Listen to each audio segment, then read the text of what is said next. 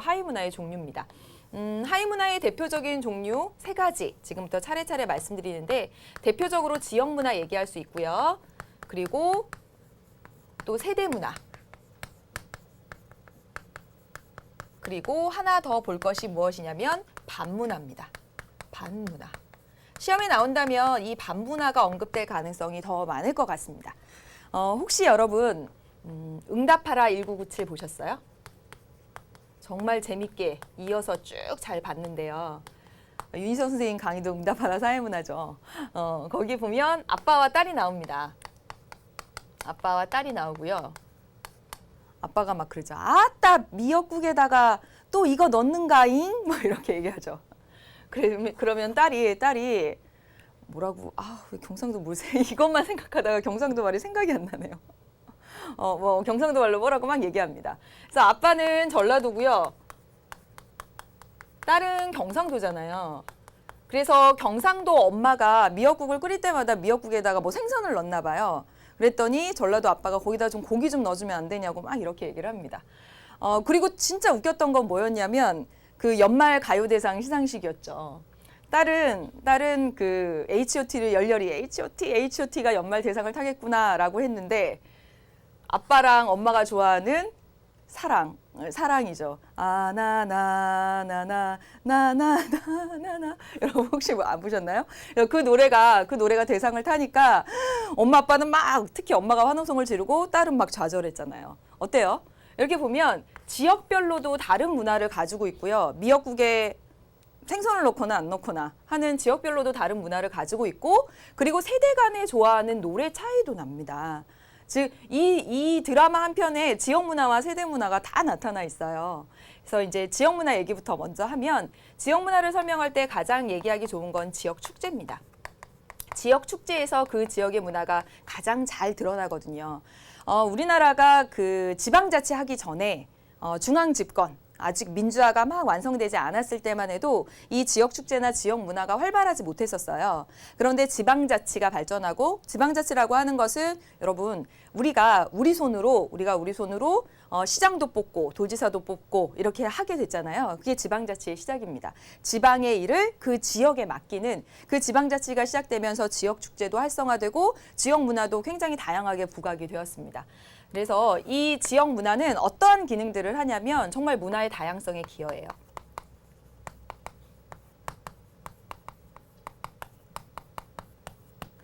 전 몰랐는데요. 막 이 지역 문화 막 찾아보니까 재밌는 거 정말 많더라고요.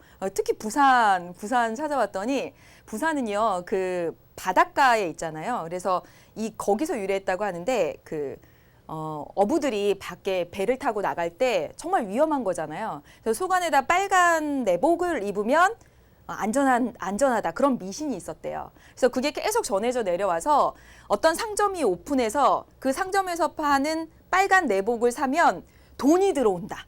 그런 미신이 생긴 거예요. 그래서 그 부산에서 한 백화점이 오픈했을 때 그 백화점에서 다른 지역에서는 안 하는데 부산에서 오픈했을 때 그 백화점에서 빨간 내복을 엄청 마련했대요. 그래서 사람들이 막 샀다는 거 아닙니까? 이런 것들이 지역의 특수한 그런 좀 다른 문화인 것 같아요. 그래서 이런 것들이 문화의 다양성에 기여하죠. 정말 다양하잖아요. 빨간 내복을 사는 부산, 헛제사밥을 먹는 안동, 그리고 뭐 미역국에 생선을 넣는 그런 문화들. 그래서 문화의 다양성에 기여하죠. 또 이 지역 문화는요. 소속감, 또 자긍심 이런 것들을 높여줍니다. 얼마 안 됐어요. 제가 그 무주가 고향인 한 선생님을 만났는데 그 선생님이 막 그러더라고요. 무주에 오면 뭣도 있고 뭣도 맛있고 풍경도 어떻고 그리고 뭐가 가깝고 막 설명을 해주시는 거예요. 그런 것들이 바로 자긍심이죠. 지역 문화가 활발해지고 지역 축제가 활발해지면 그런 자긍심이 생기게 되고요. 또 하나는 뭐냐면 지역 경제를 또는 지역 사회를 발전시키게 되죠. 그 어떤 축제였는지 생각은 안 나는데 그 축제는요. 딱 축제에 가면 그 지역에서만 쓸 수 있는 상품권을 사야 돼요. 그래서 5,000원을 내면 그 지역에서만 쓸 수 있는 5,000원 상품권을 줍니다. 그러면 그 5,000원 상품권으로 그 지역에서 소비를 하고 오기 때문에 그 지역 주민들의 삶이 이렇게 넉넉해지잖아요.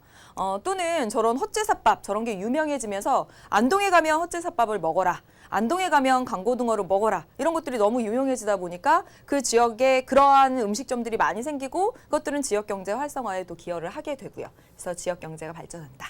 예, 이런 기능들이 있습니다. 세대 문화는요. 세대 문화는 특정 세대가 공유하는 문화입니다.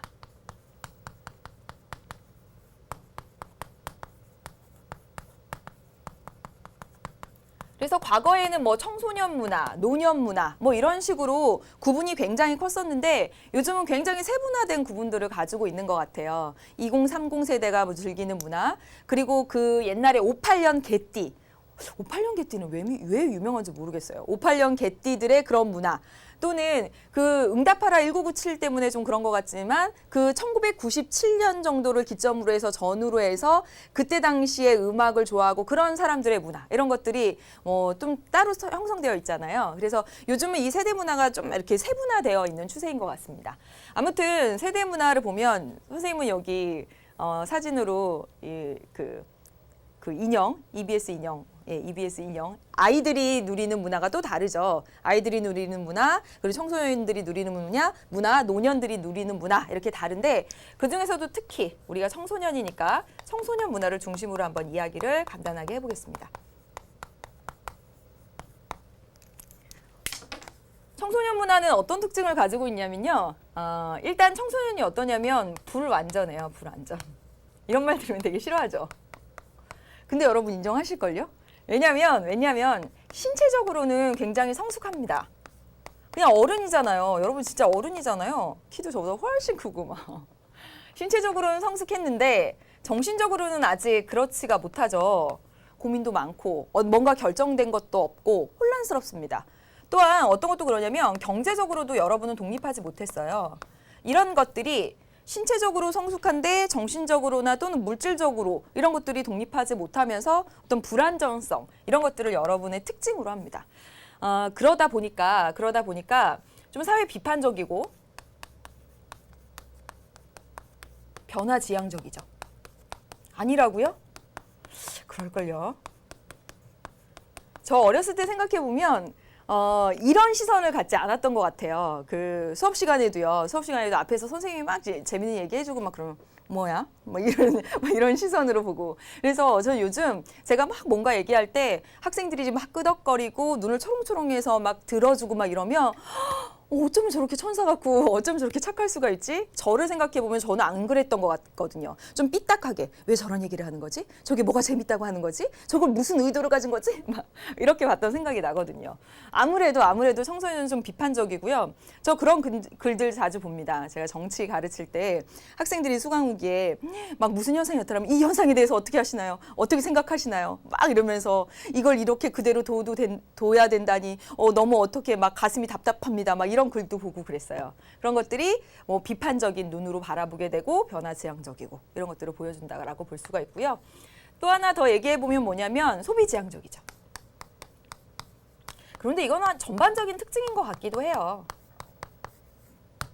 전반적인 특징인 것 같기도 한데 유행을 따르는 것. 지금은 아니라고 하더라고요. 근데 이제 제가 학교에서 나와서 파견 나와 있는 지 2년째 돼서 아직 학생들의 유행을 잘 파악하지 못했는데 제가 있던 때만 해도 학생들이 그 엔사의 그 바람막이를 모두가 다 입었었습니다. 그걸 장만하기 위해서 아르바이트를 하고 막 그런 학생들도 봤고요. 제가 보기엔 별로 안 입은 것 같은데 정말 작업복 같잖아요. 그런데 그것들 유행에 민감하고 소비 지향적이고 그런 것들도 많이 봤던 것 같습니다. 그래서 세대 문화 가운데 청소년 문화 중심으로 이제 이야기를 드렸어요. 종류, 지역 문화, 세대 문화.